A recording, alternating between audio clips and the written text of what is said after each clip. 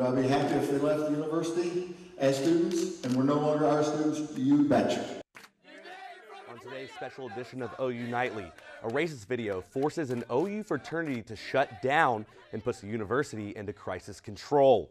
We have a full recap of what happened, reports from the on-campus protests, reaction from prominent OU students and officials, and live in our studio, a black campus leader talks directly to students. OU Nightly starts now.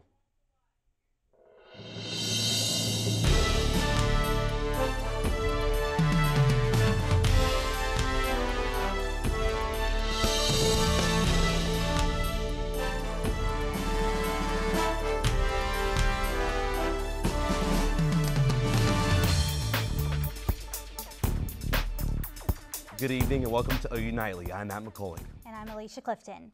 The shocking video features members of OU's Sigma Alpha Epsilon fraternity using racial slurs and referencing lynching African Americans. The video went viral all day, dominating the news across the nation. The video is so disturbing that university and national SAE leaders shut down the OU chapter, forcing all members to move out of the fraternity house. OU Nightly's Allison Smith details how it all unfolded. Allison? That's right, guys. I'm here in front of the SAE house where last night the parking lot was cleared, but that is clearly not the case this afternoon as people are loading up their cars and moving out after President David Bourne set a 24-hour deadline for everyone to vacate the house. I have to say, I don't have much sympathy for them. They'll have to find a roof over their heads themselves. This brutally honest remark from President Bourne is in response to a leaked video that all started with a Snapchat. On Saturday night, a group of students on their way to the SAE Founders Day party started to chant, "There'll never be an SAE! There'll never be an SAE! You're hanging from a tree, but it'll never stop me! There'll never be!" Someone at the back of the bus filmed Sigma Alpha Epsilon members along with their dates chanting the song in unison. The man who appears to be leading the chant in this video has been identified as OU freshman Parker Rice. The video went viral after it was posted to Total Frat Move's website. A second video of the event was posted to Instagram around 11 p.m. Officials acted quickly to address the video. President David Bourne tweeted about 7:30 p.m., "This behavior will not be tolerated, is contrary to our values," and that the university was investigating the incident. Shortly thereafter, SAE's national president Brad Cohen tweeted his disgust with the OU chapter and said they would be dealt with. By 8:30, SAE nationals had issued a cease and desist order, and just 3 hours later, they officially closed the chapter. Later today, workers removed the SAE Greek letters from the building. This afternoon, President Bourne said that the university is investigating the fraternity and those involved. Further disciplinary action is likely. We have to depend upon students to let us know about these things. Now, we did try to reach out to the SAE president, but we have not received any comment. Back to you guys. Thanks, Allison. Some people have voiced concerns regarding the safety of SAE members, some of whom have reportedly received death threats on social media. We reached out to an OU housing director today who said they're being proactive about protecting all students, Greek and non-Greek. And OU Nightly's Claire Connor is here with us now. And Claire, you've been covering the story since late last night. How are students reacting to some of the news and controversy? Well, I went to the prayer circle last night and then I went to the march this morning, and both events were very calm and very encouraging by all the students. Students reacted quickly to the racial remarks. Just hours after the news spread, they gathered on the North Oval. They formed a prayer circle and voiced their heartbreak and anger. To some, the attitudes displayed in the video was not exactly a shock. Honestly, with things I've heard before, I am not surprised. Despite their anger, the demonstrators were peaceful as they marched through the Oklahoma Memorial Union. The students were silent, but sent a loud and powerful message to the OU community and beyond. Like, if we just remain quiet about this issue, nothing's going to get accomplished, nothing's going to get done. And if we don't say something about this, it's just going to get swept under the rug like continuously it's happened before. And nothing's going to change. So just a couple of hours after the march, President Bourne voiced his concerns and announced the university's intention to make sure Sigma Alpha Epsilon's days at OU are over. Among the crowd were several protesters who wanted justice and a voice to be heard.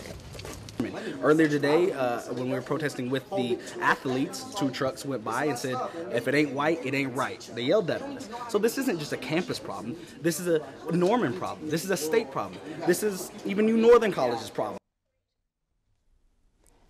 President Bourne specifically stated in his remarks that Sigma Alpha Epsilon will never be allowed back on campus as long as he is president. Thanks, Claire. While OU's student body is predominantly white, student athletes are a far more diverse group. Athletes from various sports met this morning at the Barry Switzer Center to show support for the Unheard movement. Athletes wanted to gather together before the protest to show a united front. Frank Booker and Charles Tapper organized the meet, which included other student athletes like Isaiah Cousins. 2 staff members accompanied them on their march from the Barry Switzer Center to the North Oval, where they met with students and faculty from the OU community. And the athlete reaction continued late this afternoon when OU football players showed up at the Everest Training Center and decided to boycott today's spring practice session. We'll have more on this development later in sports. And some OU Greek chapters in the wake of the situation have silenced their members. OU Nightly has learned that Delta Upsilon, Tri-Delt, Pi Beta Phi, and Gamma Phi Beta are among the houses who have instructed members to be quiet about the issue. And now we have OU Nightly's Dylan Jasma in the news center with the latest on how the incident is gaining national attention. Dylan? Thanks, Alicia. The OU racism story is the headline across the nation and the world today. In fact, the White House responded to the video saying, "We certainly welcome the steps that were announced both by the president of the university as well as steps that were taken by the national organization to completely repudiate the comments that were included in that video." And as of 4 this afternoon, national and international news agencies had published more than 900 articles about that incident worldwide. Over 200 sources are now covering the story. Coverage on the social media is also growing exponentially, with the University of Oklahoma and the hashtag #SAEHatesMe trending on Twitter. An audience of 300 million has participated in the social media conversation about the video since it was leaked. The video also has caught the attention of celebrities, including one scheduled to perform at an SAE event later this semester. Hip-hop star Waka Flocka issued a statement on his Instagram account today saying, "I'm disgusted and disappointed in the actions of the SAE fraternity at the University of Oklahoma, and I will be canceling my scheduled performance with them this month. Racism is something I will not tolerate." That's the national development of the story. Now back to you in the studio. Alicia, Matt? All right, thanks, Dylan. Next, our ongoing coverage continues with an in-depth interview with a black student leader. And as we take a brief break, here's more student reaction to the story that's rocking OU. I was disgusted, mostly. I was extremely surprised. I don't feel safe on this campus without something being done. The problem is nobody's pointing out what's going on, so it keeps perpetuating itself. I'm pretty disgusted all the time, but the fact that the video got leaked from the inside, I was surprised by that. Man, I'm definitely appalled about the video. This is something that really shouldn't happen on campus. Welcome back. The SAE video has sparked conversations regarding race across campus. OU Nightly's Bijan Hosseini is live in studio to continue the discussion with a student who is heavily involved in leading the black community here at OU. Bijan? Thanks, guys, and I'm here with Chris Flicks, the president of the OU National Panhellenic Council, which encompasses 9 predominantly African-American fraternities and sororities. Chris, thanks for being with us. Thank you for having me. Well, Chris, the first question I want to have is, we've heard a lot from organizations, but I want to know what you feel right now as an individual on this campus and as a student. Yeah. So as an African-American male, I would just say that I'm deeply hurt by what transpired in the video. I feel like that was definitely not an isolated incident. I think that type of thing has become ingrained in certain aspects of our culture, just as a society at large. And so, definitely disappointed to see that. I was also encouraged by the fact that somebody did have the bravery to step up and to report what they saw that they didn't agree with. Great. And SAE did get kicked off campus. There was punishment served to them. But what do you think is the next step now? What still has to be done? What changes need to be met? Right. So I do think that the punishment that was handed down, those punitive actions, were the reactionary portion of the response. Obviously they have to be dealt with, but I want to see more proactive measures really come forward you know, and I want to see the student leaders working together hand in hand with the administration to find out those solutions that we can have.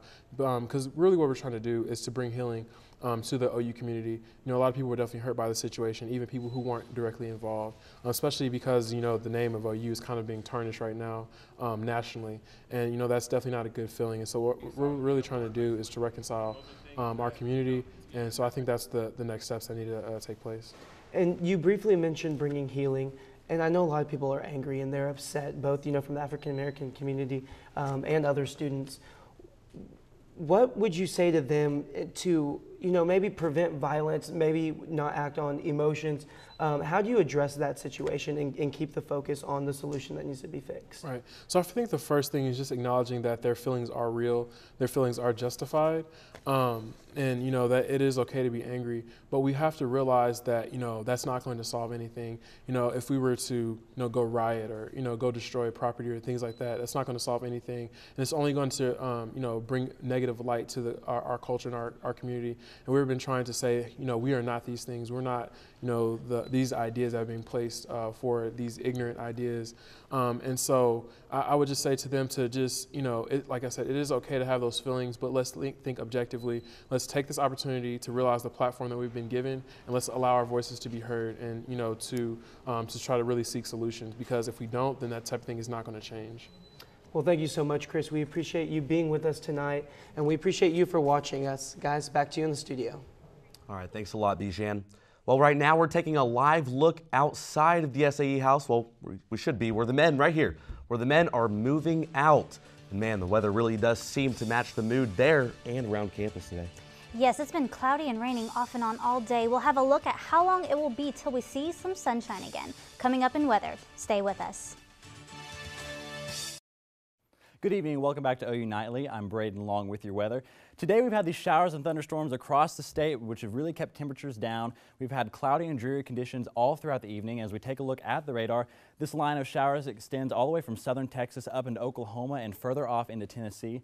This system will continue to push off to the north and east, bringing us some more showers from southwestern Oklahoma and northern Texas up into the metro area before kicking on out and pushing off for the further off to the east for your Tuesday. But those as I mentioned, that rain really kept temperatures down today. They didn't really go anywhere once we started off the day. We had a low of 46 degrees and a high of 50. A little bit off normal from 61 degrees as our normal high today. We had nearly 4/10 of an inch of rain in the gauge today, which helped out the yearly total. Right now we're still at about an inch behind. Weather headlines for your Monday: we'll have a rainy evening ahead. Before that system really begins to clear out, we'll have warm temperatures and sunny skies returning for the rest of the work week into the weekend, and even on into what most students will have for spring break. Taking a look at our current service map.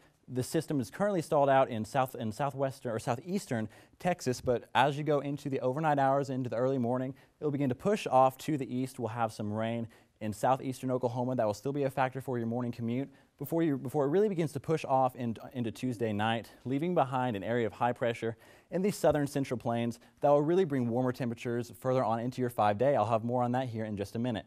But as you look at your evening planner tonight, 50 degrees at 6 p.m. Those showers really will stick around throughout most of the early and mid-evening hours before we start heading into the later hours of the evening to have a temperature of 48 degrees with mostly cloudy skies. Lows tonight across most of the state. The clouds will stick around in the eastern portions of the state with a little bit more rain, keep temperatures up. Clearing will be prevalent in eastern portion or western portions of the state. 35 in Guymon, 41 in Woodward, and 42 in Norman.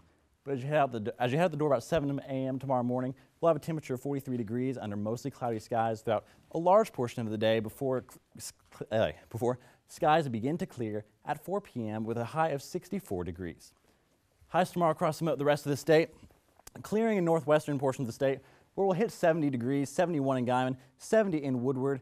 More clouds for the eastern portion of the state will really keep temperatures down, 64 in Lawton, 64 in Norman, and 62 in Ardmore. We'll have a rain chance tomorrow, 20% in Clinton and Enid before it really begins to push off. The system begins to push off into the east. Now taking a look at your 5-day forecast, it'll be gorgeous day, gorgeous 5-day ahead. 70 degrees on Wednesday, 69 on Thursday, and guys, spring is right around the corner. All right, looks good. Thanks a lot, Braden. Thank you. Coming up on OU Nightly, Annie Durbin is here with a look at what's coming up in sports. Annie? Well, OU football responded to controversy and lost a recruit today. And Buddy Hield gets a big play of the weekend and a big award. Sports is straight ahead. As we showed you earlier in tonight's newscast, the controversy surrounding the SAE chant has extended to the OU sports programs. For starters, the OU football team did not practice today. Instead, led by head coach Bob Stoops, they walked arm in arm into the practice facility dressed in black. They then prayed at the 50-yard line before leaving the day. Members of the team also participated in the protest this morning along with other students. The unfortunate event also resulted in the 4-star offensive tackle recruit Gene DeLance decommitting from the Sooners. Right side, all the way to the rim, reach in, layup is no, tip it is good! It's good! Buddy Hield tips it in! Sooners win! Sooners win! It was Buddy Hield who made the big play to Kansas on Saturday, but the news he got on Sunday may have even been bigger. Here's Haley Huey with more. Haley? Yes, Annie. Yesterday was a big day for Buddy Hield after he learned he received the title of Big 12 Player of the Year. Hield is the third Sooner to achieve the honor following Hollis Price and Blake Griffin. The junior guard leads the Big 12 in scoring with an average of 18 points per game and scored double figures in 17 out of 18 conference games. Hield also tops the list for the most three-pointers made with an average of about 3 per game. South be on that phone and stuff, but you can't keep up with it. It's too much. But I'm really humbled by this award, and I can keep on working. You know, I just can't get big head about this award. You know, we got a big game on Thursday against Oklahoma State, so we got to look forward to that. OU men's basketball had a great showing this weekend, but women's basketball disappointingly fell short against Texas. And we'll go back to Annie, who has more with that. Annie? That's right, Haley. The women did not have as exciting as a weekend as the men did. Although OU beat West Virginia in their first game on Saturday, Sunday was not as kind. The Sooners fell short 59-46 against Texas in the semifinals. Texas will now advance to its first Big 12 tournament game since 2004. The Sooners will learn their NCAA tournament fate on Monday. And the top-ranked men's tennis team snaps number 8 into Ohio State's 200-match home winning streak. The Sooners are the first team to win in Columbus since 2003. The 13-1 Sooners look to continue their winning ways when number 12 Virginia comes to Norman tomorrow. And it was a big and exciting weekend for the women's gymnastics team. Records were shattered left and right as the Sooners rose to the occasion to beat number 3 Florida. The women hit program record scores for both beam and floor and have now set records on every event. The undefeated Sooners will hit the road next weekend to go up against number 6 Alabama. And we leave you with the tale of the lost 3-iron. During the second round of Friday's Cadillac Championships, a frustrated roar of McElroy threw his 3-iron into the water. On Saturday, a heroic citizen threw on a wetsuit and dove into the water to retrieve the club. And on Sunday, the tournament host Donald Trump returned the club to its rightful owner.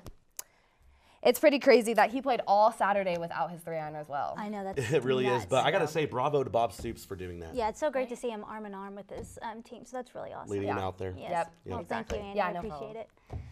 Still to come on OU Nightly, we'll have another look at that 5-day forecast. And an OU dean has announced they are stepping down at the end of the semester. We'll tell you who when we come back. I'm Shay Smith at the OU Nightly Update Desk with the latest on the racist fraternity video issue. Sources say the person who filmed the video was not the same person who leaked it. One of our reporters talked to the person who claims they were the one who submitted the video to OU authorities. To protect that person, we will not be releasing their name. A big question people are asking is why? Why did the person decide to submit the video? The person we talked to said they believe that racism should not be tolerated here and was disgusted by the video. We'll be sure to keep you updated on the situation as more information comes in. And Gaylord College Dean Joe Foote is stepping down. He'll return to full-time teaching. No successor has been named.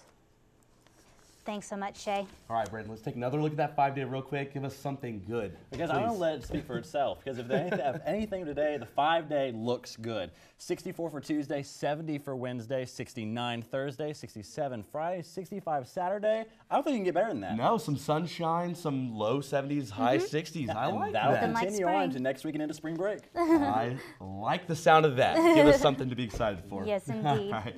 Well, thanks for watching OU Nightly, brought to you by the Gaylord College on the campus of the University of Oklahoma. We'll see you back here tomorrow at 4:30. Have a great evening. Good night.